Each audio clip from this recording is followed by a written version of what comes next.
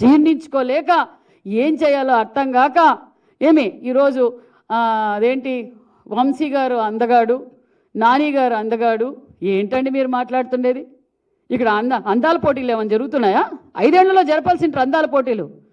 మేము ప్రజలకు జవాబుదారీగా ఉంటుంది ఎన్డీఏ ప్రభుత్వం. ఒక పక్క పోలవరం పనులు మొదలైనాయి, ఒక పక్క మరి అమరావతి పనులు మొదలైనాయి, ఒక పక్క విశాఖ హక్కు, ఆంధ్రుల హక్కు ఏదైతే మేము గతంలో మాట చెప్పామో ఆ మాట నిలబెట్టుకున్న ముఖ్యమంత్రి మాన్యశ్రీ ముఖ్యమంత్రి చంద్రబాబు నాయుడు గారు. ఒక పక్క రైల్వే జోన్, ఏ గ్రామాల్లో చూసినా ఒక పక్క పొలం పిలిచింది, ఒక పక్క పొలం పండగ, ఒక పక్క పల్లె పండగ, ఒక పక్క ఉచిత ఇసుక ఇచ్చాం, అన్నా క్యాంటీన్లు ఇచ్చాం, మెగా డిఎస్సి. ఆ రోజు జగన్మోహన్ రెడ్డి గారు ఏం చెప్పారు? వారం రోజుల్లోనే సిపిఎస్ రద్దు, నేను కరెంటు బిల్లులు పెంచను, నేను బస్ ఛార్జీలు పెంచను, నేను నిత్యావసర సరుకులు పెంచను, ప్రతి సంవత్సరం మెగా జాబ్ క్యాలెండర్, పరిశ్రమలు తీసుకొస్తా, ఉపాధి సృష్టిస్తా. మరి ఎక్కడ పోయినాయండి జగన్మోహన్ రెడ్డి గారు? ఇవన్నీ ఉన్న పరిశ్రమలు పక్కకు పోయినాయి, తరలిపోయినాయి వేరే రాష్ట్రాలు. మీ దెబ్బకు మీ కట్టే ట్యాక్స్ కట్టలేక ఇతర రాష్ట్రాలకు వలసిపోయినాయి. ఇవన్నీ ప్రజలు చూడలేదనుకుంటున్నారా? మేము ఇంకోసారి తెలియజేసేది ఒక్కటే, మీరు అసెంబ్లీకి వచ్చి మీరు చర్చించండి, మేము సిద్ధంగా ఉన్నాం. మిర్చి రైతుల కోసం కూడా చర్చిస్తాం, రైతన్నుల కోసం చర్చిస్తాం.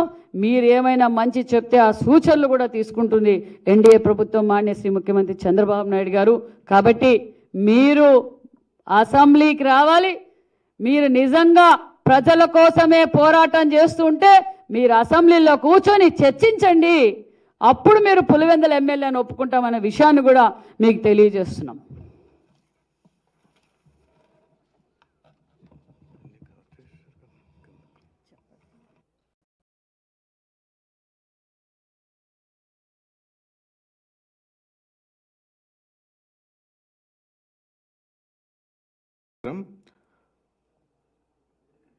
ముఖ్యంగా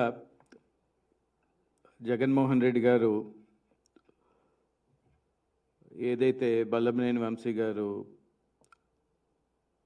జ్యుడిషియల్ కస్టడీలో ఉంటే వారిని వెళ్ళి పరామర్శించటం, మరి పరామర్శించిన తర్వాత పోలీసుల్ని బెదిరించే విధంగా జగన్మోహన్ రెడ్డి గారు మాట్లాడటం అనేది చాలా దురదృష్టకరం. ఒక బాధ్యత గల మాజీ ముఖ్యమంత్రిగా ఆయన ఒకరికి సానుభూతి తెలిపినప్పుడు ఆ వ్యక్తి చరిత్ర తెలుసుకొని ఆయన సానుభూతి తెలిపితే బాగున్ను. ఆ విధంగా కాకుండా మరి వల్లభనేని వంశీ అనే వ్యక్తి ఏ విధమైన అరాచకాలు ఆ గన్నవరం